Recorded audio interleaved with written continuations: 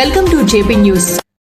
తిరుపతి జిల్లా సులూరుపేట సమీపంలోని మన్నారు పోలూరులో వెలసిన ప్రసిద్ధ ఆలయం శ్రీ సత్య జాంబవతి సమేత శ్రీ ఆలగు మల్లారి కృష్ణస్వామి ఆలయం.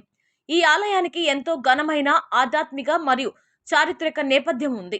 ఈ ఆలయం గురించి ముఖ్య విశేషాలు ఇక్కడ ఉన్నాయి. శ్రీకృష్ణుడు జాంబవంతుడు. పురాణాల ప్రకారం శ్రీకృష్ణుడు తన భక్తుడైన జాంబవంతుడితో మల్ల యుద్ధం చేసిన ప్రదేశం ఇదే. అందుకే ఇక్కడ స్వామిని మల్లారి కృష్ణస్వామి అని పిలుస్తారు. మణిమండప క్షేత్రం శ్రీకృష్ణుడు జాంబవంతుడి నుండి శమంతక మణిని పొందిన ప్రదేశం కాబట్టి ఈ ప్రాంతాన్ని పూర్వం మణిమండప క్షేత్రం అని పిలిచేవారు. పేరు వెనుక కథ. శ్రీకృష్ణుడు మరియు జాంబవంతుడు ఇక్కడ మల్ల యుద్ధం చేయడం వల్ల ఈ గ్రామానికి మల్లహరి పోరు ఊరు అని పేరు వచ్చింది. కాలక్రమేణా అది మన్నారు పోలూరుగా మారింది. ఈ ఆలయంలో శ్రీకృష్ణుడు తన భార్యలైన సత్యభామ మరియు జాంబవంతితో కలిసి ఉంటాడు. భారతదేశంలో సత్యభామ మరియు జాంబవతి ఇద్దరు స్వామి పక్కన ఉన్న అరుదైన ఆలయాలలో ఇది ఒకటి.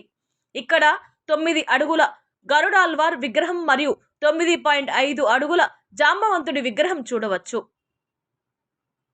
ఈ ఆలయం సుమారు 10వ శతాబ్దంలో చోళుల కాలంలో నిర్మించబడినట్లు చరిత్రకారులు భావిస్తారు. 13వ శతాబ్దంలో నెల్లూరును పాలించిన మనమసిద్ధి రాజుల కాలంలో ఈ ఆలయం ఎంతో వైభవంగా వెలగొంది. 17వ శతాబ్దంలో బంగారు యాదమనాయుడు ఈ ఆలయాన్ని పునర్మించారు. 18వ శతాబ్దంలో వెంకటగిరి రాజులు ఈ ఆలయ నిత్య పూజ కార్యక్రమాల నిర్వహణ కోసం 5 గ్రామాలను దానంగా ఇచ్చారు. ఆలయ ప్రత్యేకతలు. శిల్పకళ.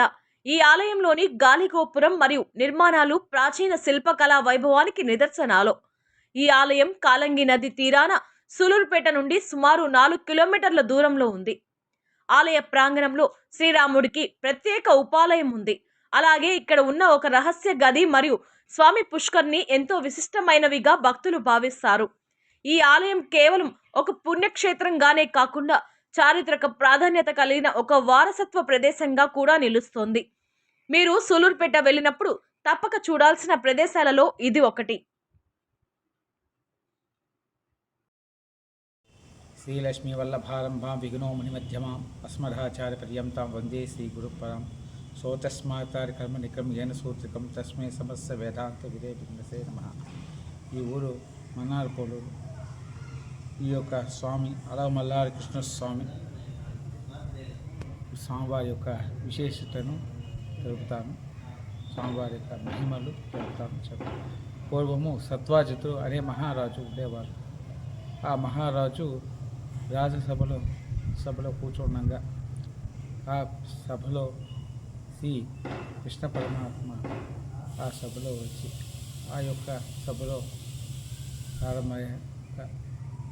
ప్రారంభమైన తర్వాత నుంచి ఆ సభలో సత్వాజితుడు రాజుని చూసి ఆ యొక్క చరందమణిని చూసి సత్వాజితుని శ్రీకృష్ణ పరమాత్మ ఆ యొక్క ఆహారాన్ని నాకు ఇవ్వమని కోరగా సత్వాజితుడు ఆ యొక్క ఆహారాన్ని ఇవ్వకుండా తిరస్కరించుకుంటూ ఎక్కడైనా అప్రహించుకుంటారేమో శ్రీకృష్ణుడు అని దాన్ని జాగ్రత్త పరిచారా అని తన తమ్ముడైన ప్రసన్న మహారాజు పిలిపించి ఆ యొక్క ఆహారాన్ని భద్రపరచు అని ఆహారాన్ని తమ్ముడు మెడలో వేయగా ఆ యొక్క ప్రసన్నుడు రోజు వచ్చేలాగా ఆ రోజు రాకుండా ఉండటంతో చిందించిన తమ్ముడు రాలేదే చిందిస్తూ ఒకవేళ ఈ యొక్క చరణతమ్మని గురించి శ్రీకృష్ణ పరమాత్మ తెలుసుకుని మా తమ్ముని ఏమైనా హతమార్చి ఆ యొక్క చెమటమని అపహరించిపోయినారేమో అని భావనతో ఉన్నప్పుడు ఆ యొక్క అరణ్యానికి రాజభటులని పంపగా అక్కడ సింహం చేత ఆ యొక్క ప్రసన్నరాజు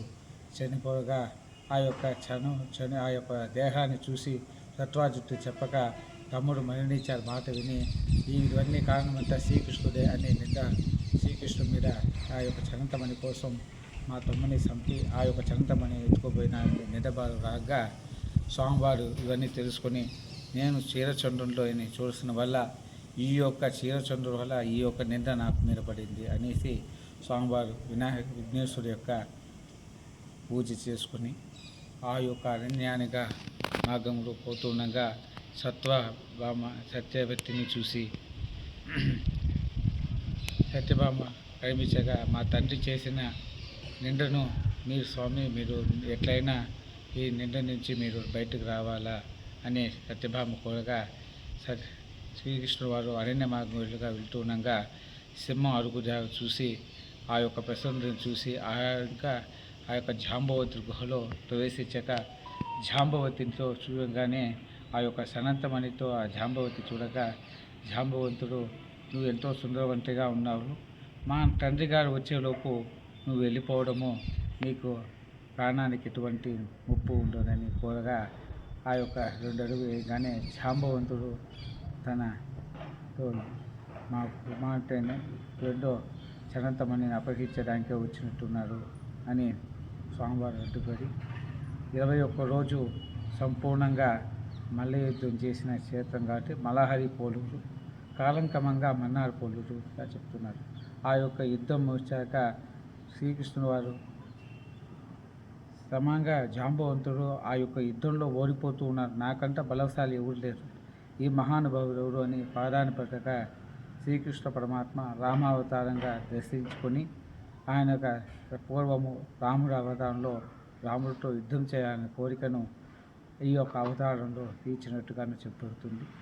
అలాగే ఆ యొక్క నింద స్వామిగా పడింది చెప్పిన తర్వాత ఆ యొక్క నిందామోక్షణ క్షేత్రం కాబట్టి ఈ యొక్క చనంతమని తీసుకెళ్ళి సత్వాజిత్తుకు అప్పచెప్పగా శ్రీకృష్ణుడి మీద ఉండే నిందాపనంతా పోయి స్వామివారి యొక్క అనుగ్రహం ఈ యొక్క క్షేత్రాన్ని దర్శనం చేసుకోవడం వల్ల మనలో ఉండే నిందలన్నీ పోయి స్వామివారి పరిపూర్ణ కృప మన మీద కలుగుతుంది. అలాగే జాంబవతిని వివాహం చేసుకున్నారు. అలాగే తప్పు తెలుసుకున్న సత్యభామను వివాహం చేసుకోవడం వల్ల ఈ యొక్క క్షేత్రము కళ్యాణమూర్తిగా స్వామివారికి సత్యభామ జాంబవతి సమేతంగా కన్వీనుగా ఉంటారు. అలాగే నిందన ఏమైనా ఉంటే కూడా ఈ యొక్క క్షేత్రంలో దర్శనం చేసుకుంటే నిందామోక్షణం క్షేత్రం దర్శనం చేసుకోవడం వల్ల మనం చేసిన పాపం అన్నీ తొలగిపోయి స్వామివారి యొక్క కృప అనుగ్రహం అని జరుగుతూ ఉంటుంది. అలాగే స్వామివారికి సత్యభామ చాలా గర్వం ఉండేది, స్వామివారి కన్నా నేను అన్నిటిలోనూ గొప్ప బలవంతుడిని, యుద్ధంలో రంగాల్లో కూడా నేను ధైర్యవంతుడు అనే గర్వం ఉండేది. ఆ యొక్క సత్యభామని గరుత్మంతుడి యొక్క గర్వాన్ని కూడా అంచిన స్థలం ఏమిరా అంటే స్వామివారి కన్నా నేను స్వామివారిని శ్రీదేవి భూదేవి సమేతంగా నేను మోస్తున్నా అంటే గరుత్మంతుడు నా అంతటే గొప్పవాళ్ళు ఎవరు లేరు, చతుర్వేద స్థానంగా నేను ఇంకా ఉన్నానంటే నా యొక్క నైరుతిలాగా నా యొక్క భక్తి భావన యోగతితోనూ పొందలేదు స్వామి, నేనంటే అంత ప్రీతి నా భక్తి భావన ఎవరి దగ్గర లేరు, అందుకే స్వామి నిరంతరం నా దగ్గర ఉంచారనే భావంతో ఆ గర్వంతో ఉన్నప్పుడు శ్రీకృష్ణ పరమాత్మ గమనించి ఓ గరుత్మంత హిమాలయంలో మా హనుమంతుని వారిని చూడాలా, ఒకసారి పిలుచుకోరా అని పంపిస్తారు.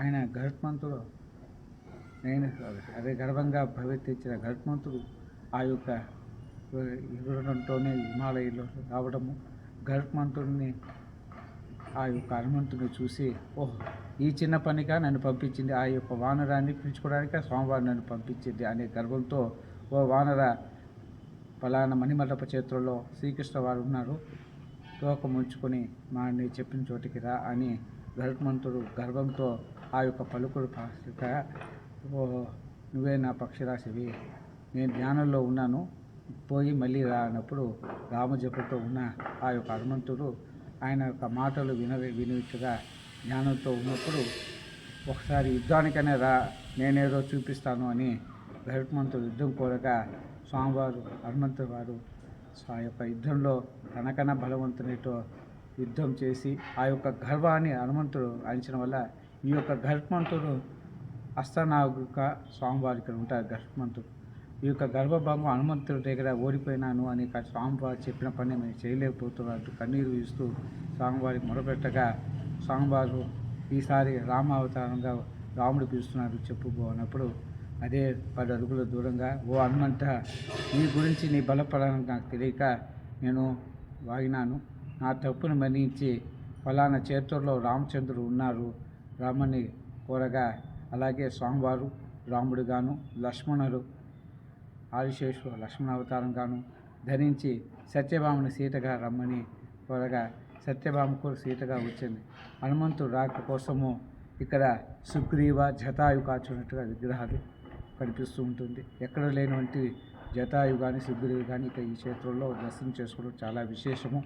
అలాగే స్వామివారు ఆ యొక్క భక్తి భావనతో హనుమంతు వారు దాసంగా విధంగా వచ్చి స్వామివారిని దర్శనం చేసుకోవడం వల్ల స్వామివారు తండ్రి శ్రీరామచంద్రుని చాలా యుగాలు అయిపోయి స్వామి నీకోసం తపస్సు చేసుకుంటూ ఇన్ని రోజులు నన్ను కరుణించావా అని భక్తి భావనతో పలకరించు లక్ష్మణుని పలకరిస్తుండగా పక్కన ఉన్న తల్లిని ఎందుకునైనా పలకరించలేరు అన్నప్పుడు తల్లి లాంటి వాళ్ళంతా తల్లి కాదు అని సత్యభామని సీత అవతారంగా ఉండే సీతని ఆ యొక్క తల్లి బిడ్డని ఎప్పుడు గుర్తుపెడుతుంది అనగానే సత్యభామకి నేను తల్లిగా కూడా నన్ను కాదన్నది అని హనుమంతుడి యొక్క సత్యభామ మా పలుకులతో సత్యభామకుంటే గర్భం భాగము తిరిగి అలాగే అమ్మవారు రుక్మిణి అమ్మవారు ప్రార్థన చేయక ఆ యొక్క అమ్మవారి సీత వచ్చి దర్శనమించడంతో పిల్లలు స్వామి ఇక్కడ దాసోహంగా ఉన్నారు హనుమంతుడు. పిల్లలకి భయంతో ఉన్న విద్యాపరంగా కానీ ఎటువంటి ఉద్యోగపరం కానీ ఈ యొక్క హనుమంతుడిని దర్శనం చేసుకోవడం మనకి ఎటువంటి కోరికలైనా శుద్ధి అవుతుంది, కార్యశుద్ధి అవుతుంది. ఈ యొక్క హనుమంతుడిని దర్శనం చేసుకోవడం వల్ల పిల్లల కాడ వాళ్ళకి నాగదోషం ఉన్నా కూడా ఈ యొక్క అష్టభావం నాగంతో ఉన్న వల్ల హనుమంతుడిని దర్శనం చేసుకోవడం వల్ల ఈ యొక్క నాగదోషం పోయి సంతానం కలుగుతుంది పురాణంలో చెప్పబడింది. స్వామివారి యొక్క బ్రహ్మాండ పురాణంలో కూడా స్వామివారి గురించి ఎన్నో అధ్యాయాలుగా చెప్పబడింది. స్వామివారు స్వయంవృత్త స్వయం క్షేత్రంగా హరే రామ హరే కృష్ణ క్షేత్రంగా పిలువబడుతూ భక్తుల్ని నిరంతరము అనుగ్రహించే క్షేత్రంగా మన సహస్రంలో కానీ విష్ణు సహస్రంలో కానీ భగవద్గీతలో కానీ స్వామివారు ఎక్కడ కర్మ ఫలంతో స్వామివారు అనుగ్రహము మనందరికీ కలుగుతూ ఉంటుంది. జై శ్రీకృష్ణాయ నమః. పరబ్రహ్మణే నమః.